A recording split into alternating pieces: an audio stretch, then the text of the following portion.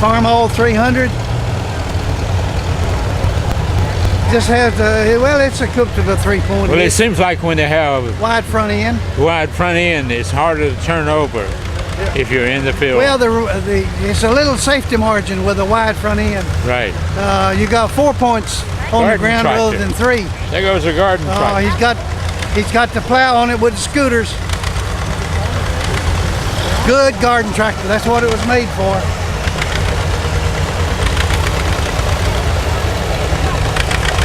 Hamby Farm, Jersey, Georgia.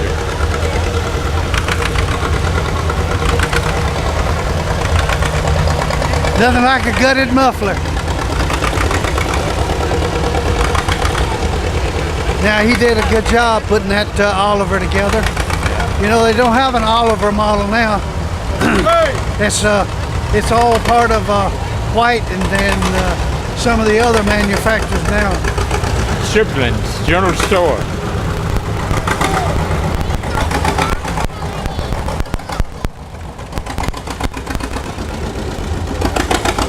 Sign on it says a 1950 Model G.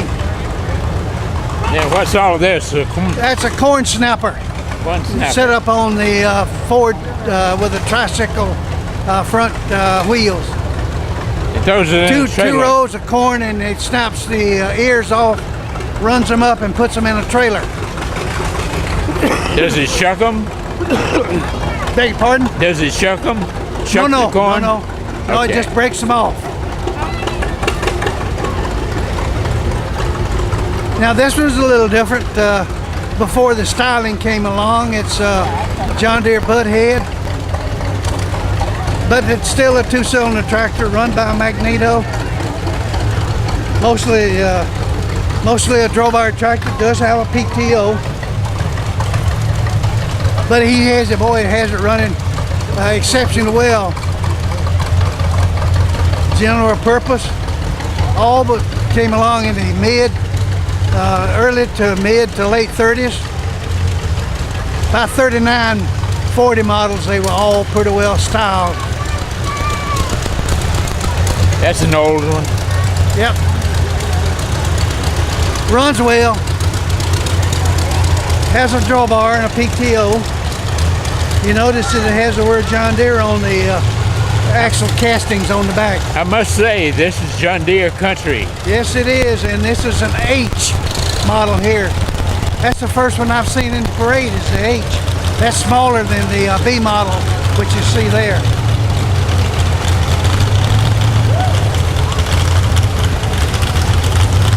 I've used one of those a lot of days. Farmall M.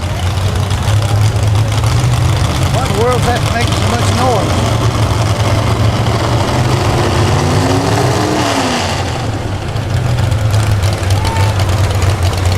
Farmall Cub, boy, that's a later model. Oh yeah, I see it now.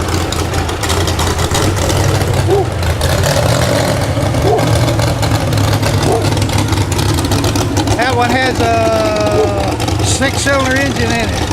Straight pipes, give you an idea just how an engine without a muffler would sound. What did I say about John Deere? Kind of roars, doesn't it? Look at them Farmall. Yeah, 43. Yeah.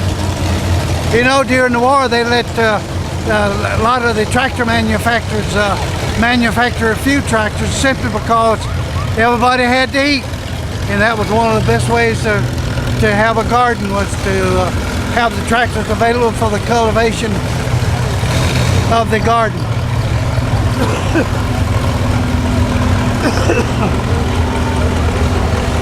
They still had to be cranked on gasoline and then change over to fuel. Well, most of these are gasoline. All the Deeres that we've seen up to this point, except maybe the butt heads, the ones unstyled, might be distillate type fuel. I tell you, I'm like you now. I like the quietness. Massey Harris. That was a Canadian manufacturer that Massey Harris came along with some. I'm sorry, not a Canadian, but I think it came out of England. Now that thing costs some money. Yeah, International made some big ones too. Now hiring. With a 3-point hitch with a quick coupler. Has a lot of front weights. A turbo farmall. A lot of diesels, turbo diesels.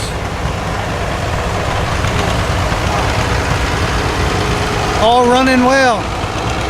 Farmall made a lot of different models. That was a popular one that I never ran into that particular model too much, but it was quite popular because I saw them quite a bit. 986.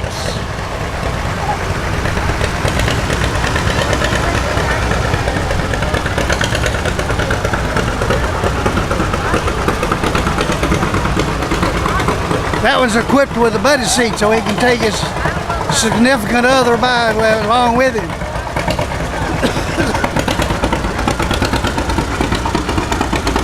I'm trying to see if he has a 3-point hitch. No, he has a drawbar. He's just using it for drawbar work, like pulling trailers, plows, and other implements.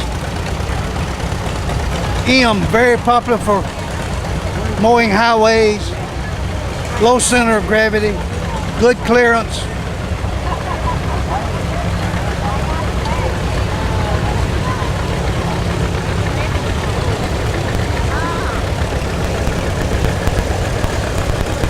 I have a good friend that just completed a 520 refurbishing. It looks real good. Boy, he's 530 is one of the smallest of the 530, 630, 738. The General. Who made that? I'm not familiar with the General. Cleveland Tractor. Yeah, that's a Cleveland. I am. They also make Cle-Track, which was also a crawler. That one has an extra seat. That garden tractor. Yep, that's a cultivating tractor for garden. You see, You can see everything you do in front. the person that sits in that seat, I guess, drops the seed. 54 model, 3-point hitch, 60.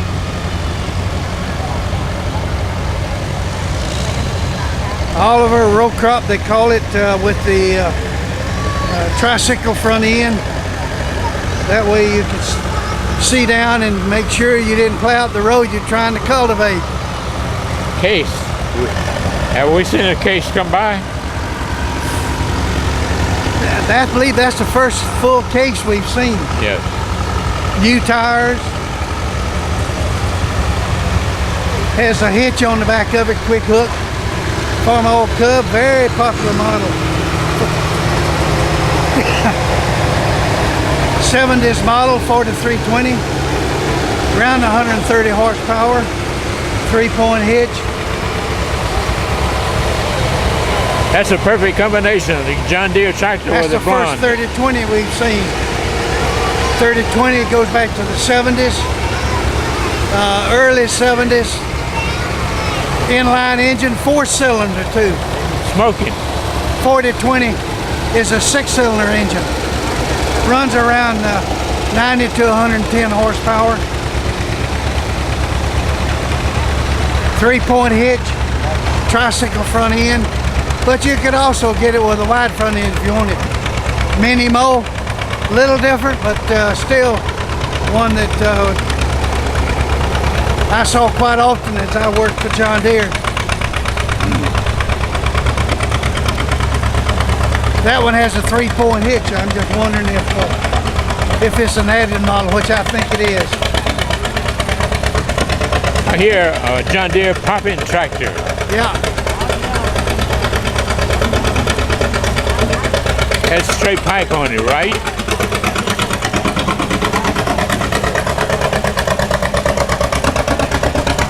Gutted muffler. 35 it says on the tag on that one. Butt-headed model. Jessica!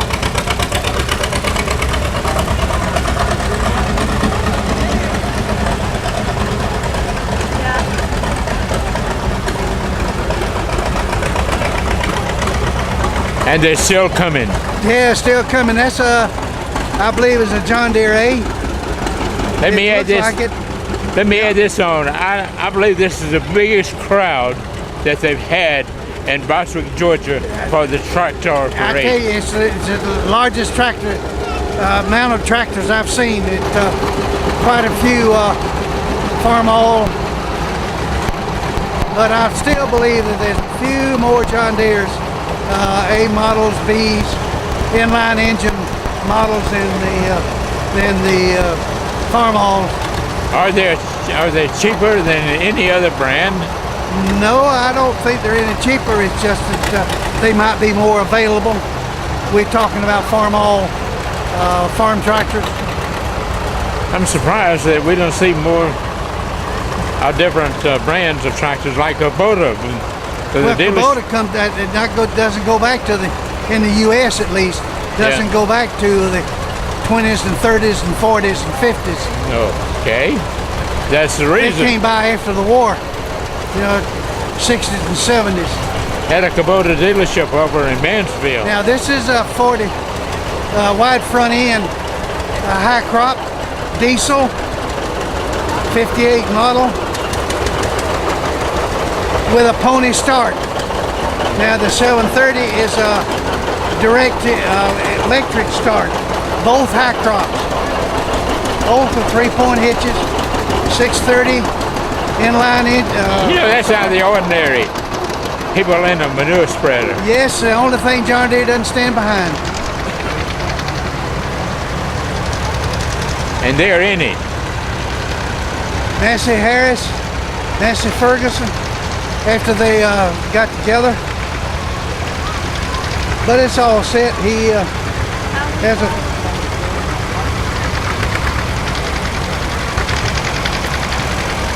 all later model Ford just before, I'm assuming that just before Ford sold everything. Ford 3020, we haven't seen many of those. 4-cylinder inline engines, that's 71,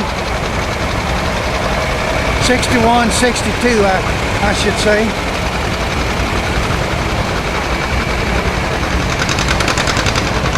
Maybe a 63 model.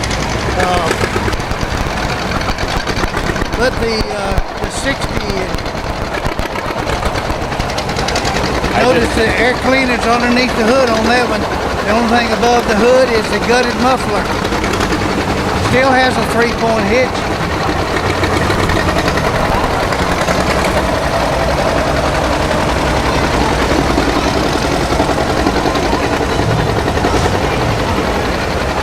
I remember that early days. There's a New Holland. Now that they've developed their own over the years.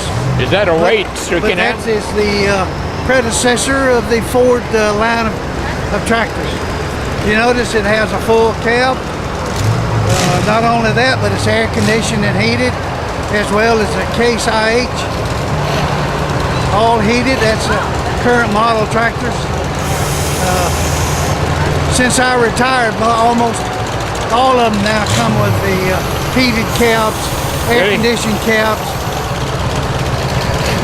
Some of the John Deere's have electronic controls now. Oh, really? I was looking at it on YouTube the other day. Now, what year model is that? I don't know, but I wanted to say it was a Chevy engine, but that I'm not sure of. It's also gas powered. Massey Ferguson? No, Yeah, an old 4-wheel drive. It goes back to the Harrison. late 20s or the 30s when they were trying to develop tractors. Will that tractor pull much? Yeah, it would pull what was available at the time. That it was available, where it was a plow, harrow, whatever, trucks.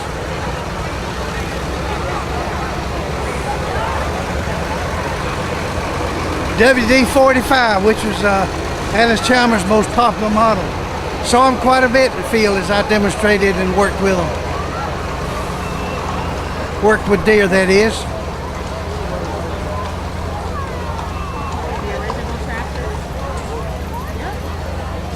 That's a semi-tractor right there. Take care of him, I see.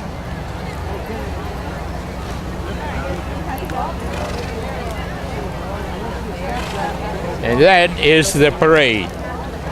believe it or not. Yeah, I'm looking at the horses here. You notice that they have all the hoofs You can't are nice, tell- well cared for. Can you tell me the year model of that horse? I don't know. They're probably what, 8 or 10 years old. I noticed the shoes on them look real good. You take care of them. Yeah, that guy right there, he can tell that horse to Yeah, he doesn't have part of 10, it'll part the ground 10 times. yeah, he didn't have his cowboy boots on, and his boot got stuck in the stirrup. Yeah. Well, that's it. A lot of people here, and it's going to take a while to clear out too. And they're going down to the concession stand area now of this event. And if you missed it, well, you can still get a preview of it by getting a DVD from Creative Artists located on West Spring Street next door to the Pizza Hut. And they'll be more than glad to sell 1, 2, 3, or 4, 5 to you, whatever you need. You'll sit back and enjoy the parade and while you're sitting in your home chair. The Cotton Gin Festival seems to be another very successful event. People are now wandering around taking a look at all the booths and wandering down where the tractors are all set, so you can go by and talk to the owners, enjoy all the work they've put into them and how they have refurbished and got them running so good and so well. All right, so that's the parade for this year, 2017, the Bostwick Parade in the area of Morgan County and in Bostwick, Georgia, held the first weekend of every November. So keep that in mind. Put it on your calendar. So, and we will see you next year. You're Look right. forward to and it. happy holidays to you coming up, and also a Merry Christmas to everybody too. So enjoy yourself, folks. And that's it from Bostwick, Georgia. Berlin Deaton along with Conrad Davis. Conrad Barnes. And I know a guy by that name, by the way. Conrad Barnes and Berlin Deaton. And we say adios from Bostwick and Bostwick, Georgia.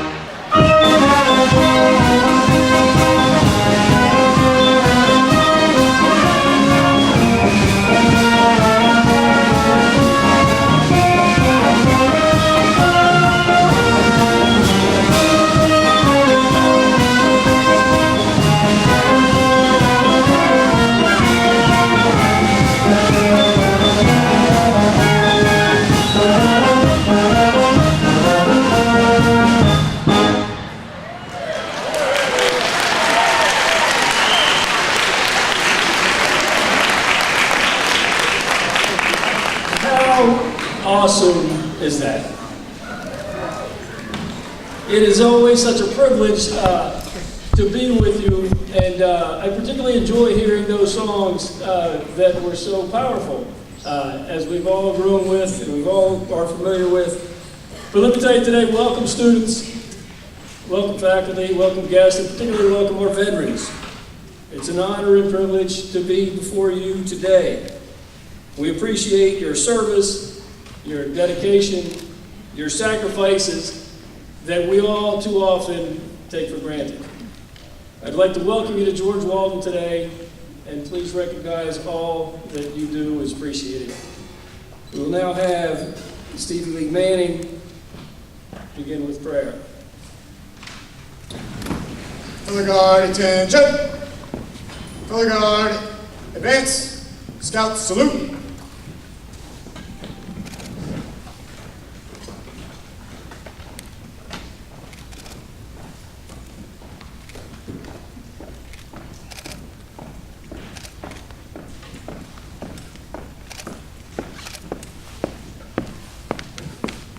Color guard, halt!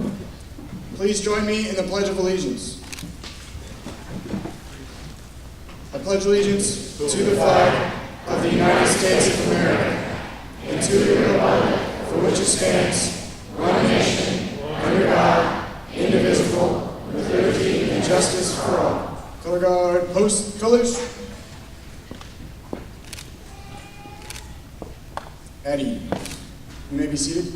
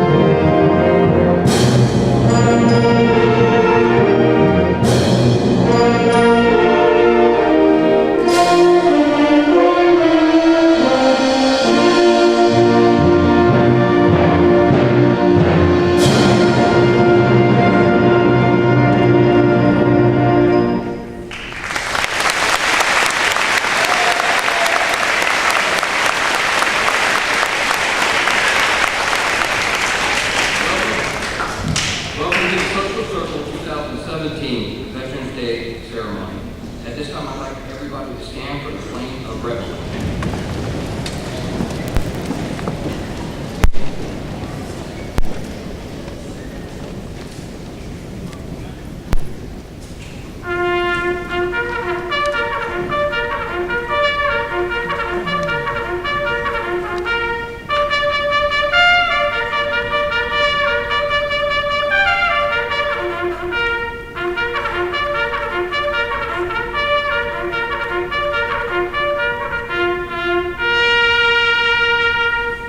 Thank you. Please be seated.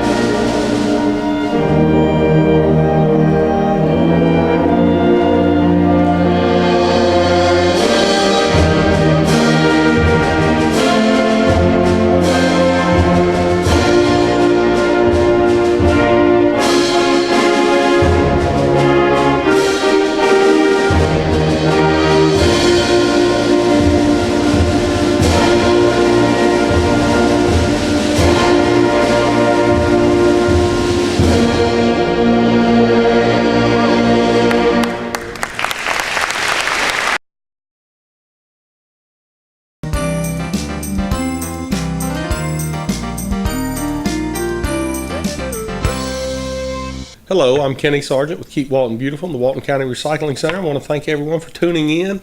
We're just wrapping up our Rivers Alive 2017, and I'm just astounded by all the participation we had, and it's been great. I want to thank everybody that was a part of it.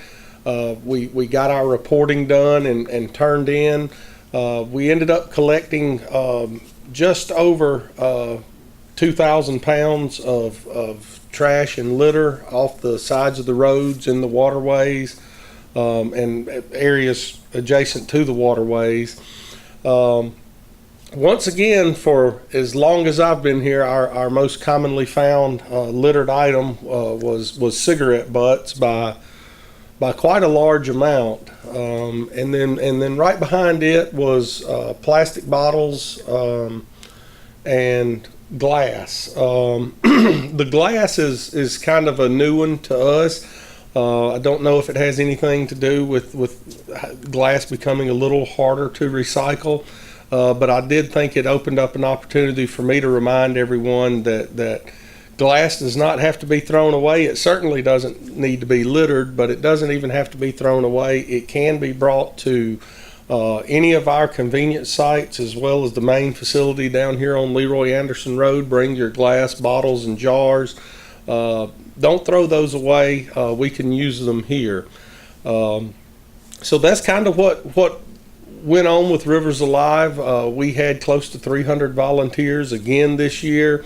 That came from scout groups, school groups and clubs, and other civic organizations. So we're thankful to all of our volunteers. Thank you so much. It really does make a difference. And the over 2,000 pounds we got this year is the most we've had in 3 or 4 years. So it was quite a bit of trash that was picked up. Tires was another thing we had a lot of this year. We don't normally get a lot of tires turned in, and we had close to 40 tires that were picked up this year by the different groups. So, tires is also something else that we see quite a bit throughout the year. We get calls from people about people dropping off tires on the roads near their homes and all of that. Just to remind everybody, we also accept tires here. There is a fee for tires because there's a fee to have the tires recycled. We get $2 a piece on regular car tires, and it can go up to like $6 a piece for the larger size. Basically like your 18-wheeler trucks and stuff like that would be $6, but most basic car and truck tires would be $2 a piece. So don't throw those out. Those really are an eyesore. They don't decompose. They're never going to go away, and they cause a lot of issues once they get into the ground. So bring those on in. Again, that's kind of what we've been doing here, is wrapping up Rivers Alive. I've already thanked everyone, and I'm going to thank them again. If you're interested in it next year, we always do it in the month of October. We would love to add some new volunteers. Feel free to give us a call. We'll get you on our email list for the Rivers Alive event, and we'll get you all the information you need. It really is a wonderful project, and we can give you more information about that if you are interested. Coming up on November the 11th, I wanted to remind everyone, that's a Saturday, November the 11th, is when we'll be celebrating America Recycles Day here at the Recycling Center. We'll be doing our paint collection and flag collection. This will be, I think, the 4th year in a row we've done the paint collection, and it seems to be a big hit with all of our citizens. So we're gonna continue to do that for as long as we're continuing to get the amounts of paint we've gotten every year. Again, it's $1 a gallon for latex paint, $2 a gallon for your oil-based paints, and presently that's going to be a 10-gallon minimum or maximum amount that we'll take for each car. As the day goes along and we get here on that Saturday, if we get a little leeway on the amount of paint we're getting in, that may give us the opportunity to accept a few more if you've got those at that price. But right now, anything over 10 gallons would be at regular price, which is $2 a gallon for latex, $4 for oil-based. So the first 10 gallons, we're giving it half price, and anything over that, it would be at full price.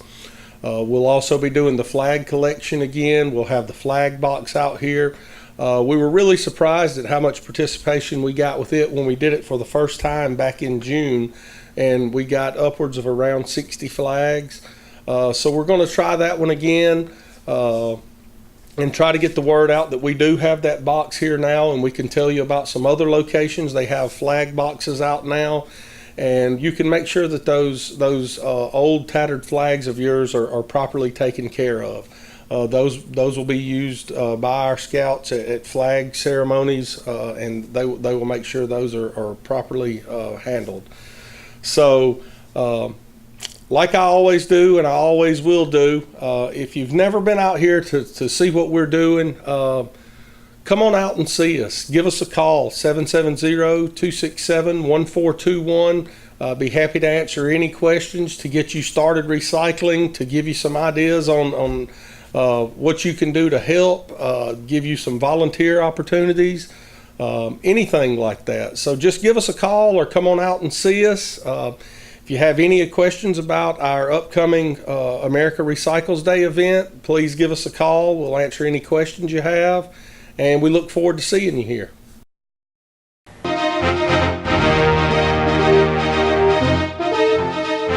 Hello Walton County, this is Kevin Little with the Chairman's Report on Walton Entertainment.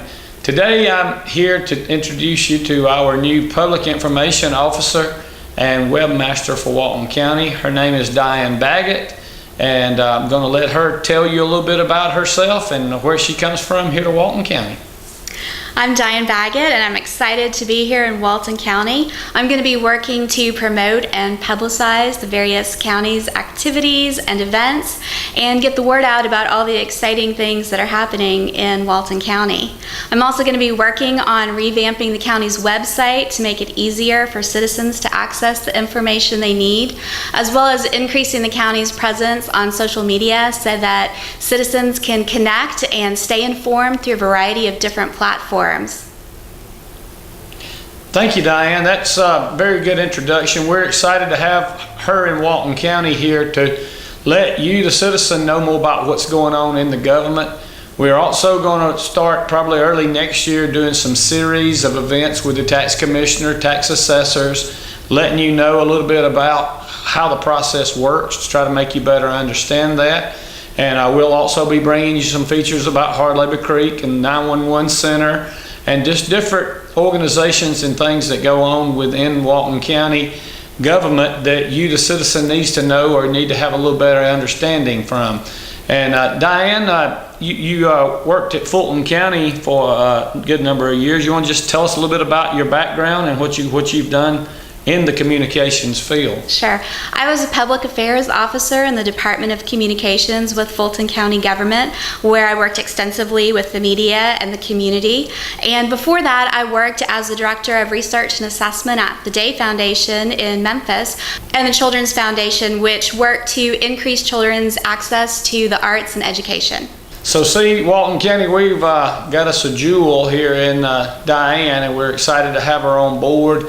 And we hope that going in this direction, we'll be able to get and communicate no matter what your avenue of how you listen for your county information, or you read it in the paper or watch here on Channel 16, or ever how you do that, we hope that you will be able to get all the accurate information from the county itself. If you have any questions or concerns, you can give me a call at 770-267-1316. But look forward to talking to you next time. Thank you.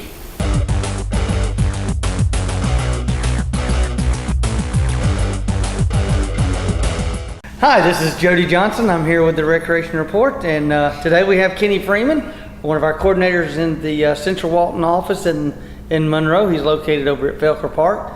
If you play youth sports here in the Monroe area, of course, you do know Kenny, and does a good job for us with all of our sports. We want to talk specifically about the 14th Annual Community Bowl. We just finished our football season. I know you're gearing up towards our All-Star tournaments, but tell us about how the Community Bowl went, and it's become a pretty good event now for now 14 years. It is. It really have.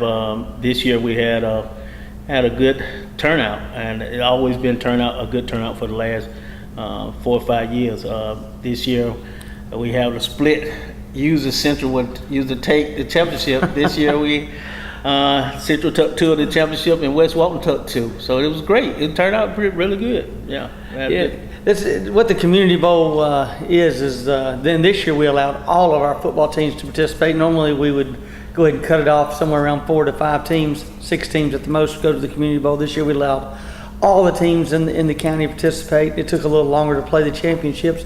So you have teams from Central Walton, South Walton, and West Walton in the Loganville area competing against each other, and then we have our championship games. That's correct. Usually gears towards one team from one area versus another area for the county championship. What he's referring to is that 2 teams in Central Walton won, the 5 and 6 and the 7-8-year-olds. That's correct. And won the championship here in the Central Walton area. And then the 9 and 10 and 11 and 12-year-old age groups, West Walton won the Community Bowl champion.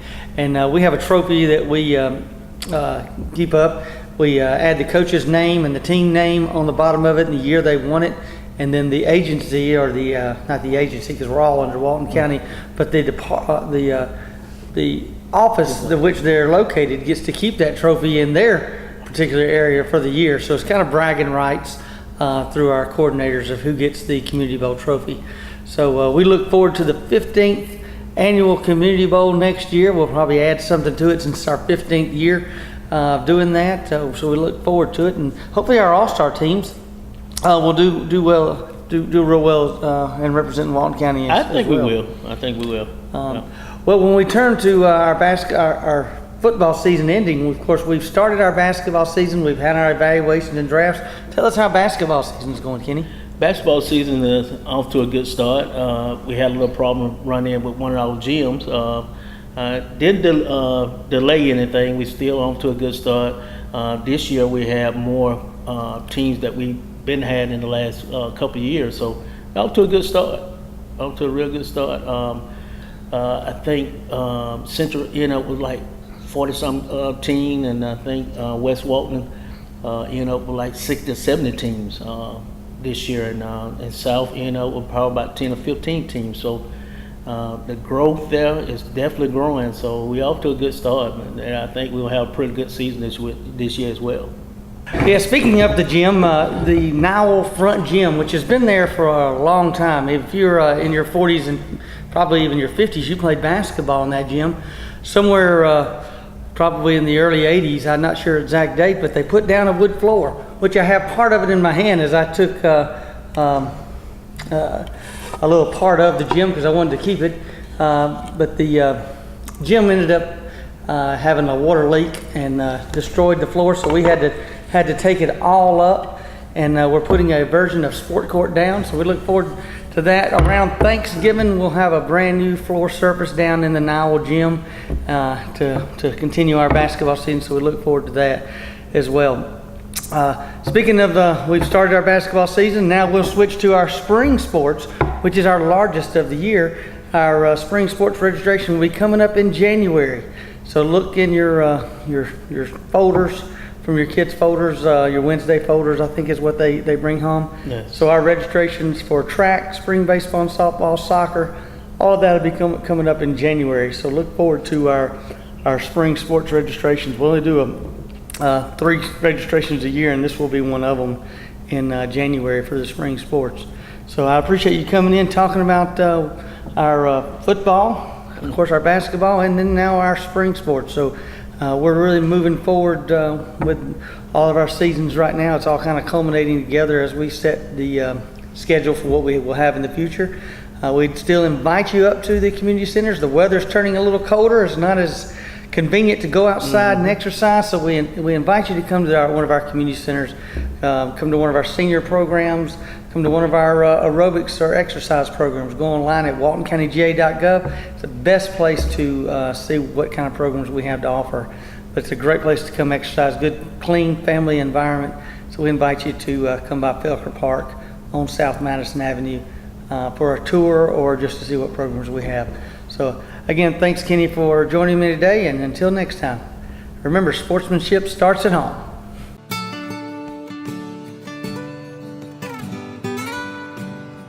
Hello everybody, my name is Joel Burnsett and I'm the Walton County Extension Agent for Walton County and the University of Georgia. I come to you today and I'll have a short advertisement for our upcoming Master Gardener class. It's coming up for the 2018 year. Classes will be held from January up until the end of March on Tuesdays and Thursdays at Walton EMC Auditorium from 9 to 11 a.m. 11:30 a.m. These classes are very fun, very informative. If you're interested in gardening, If it's a passion of yours, I would highly suggest you to become involved. You can know a little bit about gardening, you can know nothing about gardening, or you can know a whole lot about gardening and be a part of this class. We have a great group of master gardeners here, and we would love to add you to our group. If you're interested, the deadline is coming up, which is December 1st. So I suggest giving our office a call or stopping by the office to get more information. You can call our office at 770-267-1324. Thank you very much.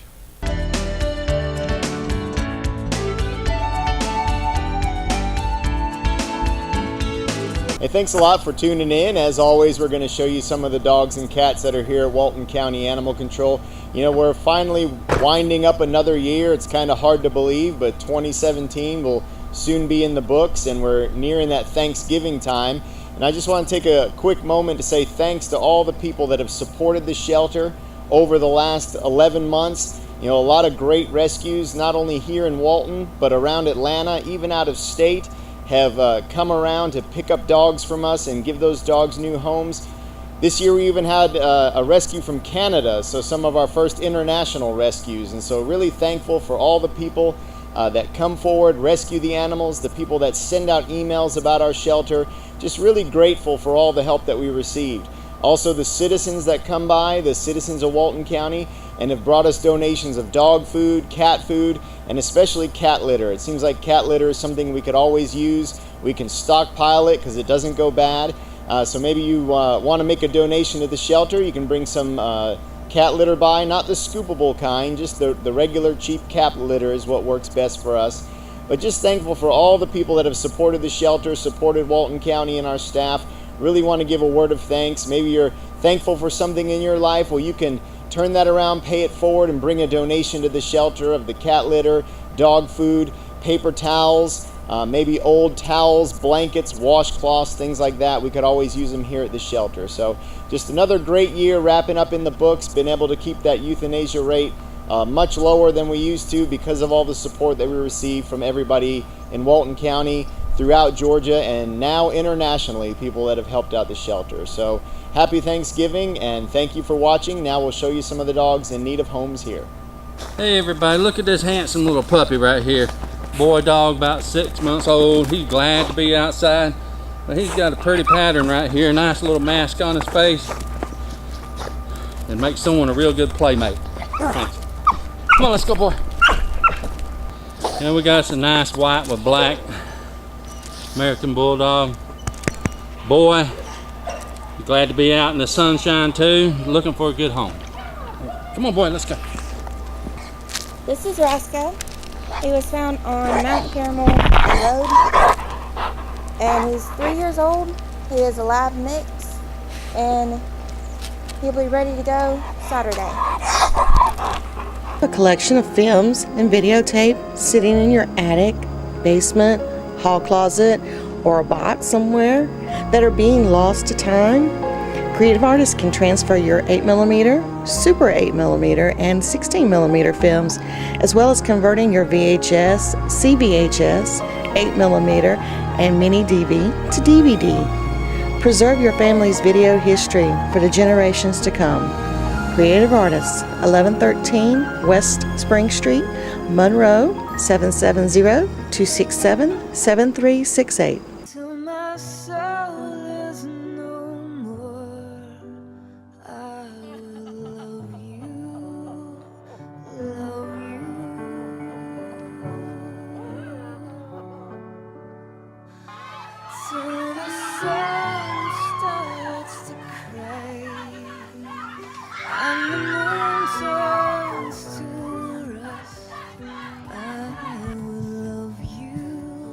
What's the worst that can happen?